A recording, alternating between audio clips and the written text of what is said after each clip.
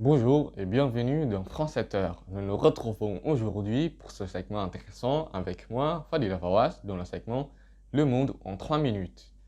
Cette fois, nous allons parler de la culture, surtout les costumes traditionnels de différents pays. Quand on parle de la culture, les costumes traditionnels est un sujet majeur dont on peut parler parce que chaque pays a sa propre caractéristique et influence. Tout d'abord, commençons par l'Europe. En Allemagne, il y a Dirndl, porté par des femmes et des filles.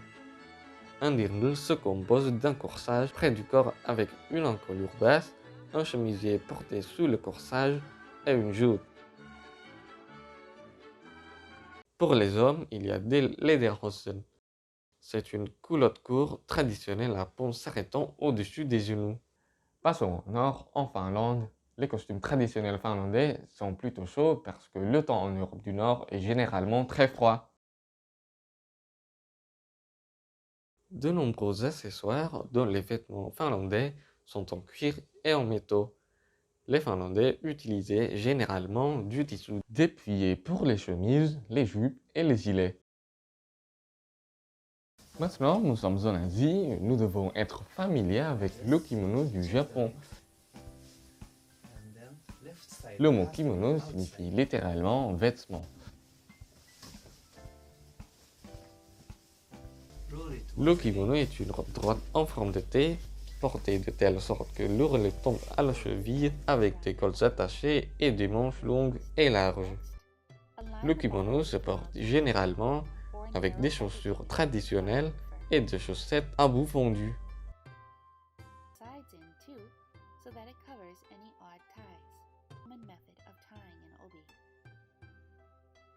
Enfin, en Indonésie, il existe des milliers de groupes ethniques et différents costumes traditionnels selon les régions.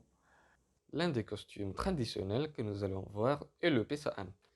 Il est originaire de l'île de Madura.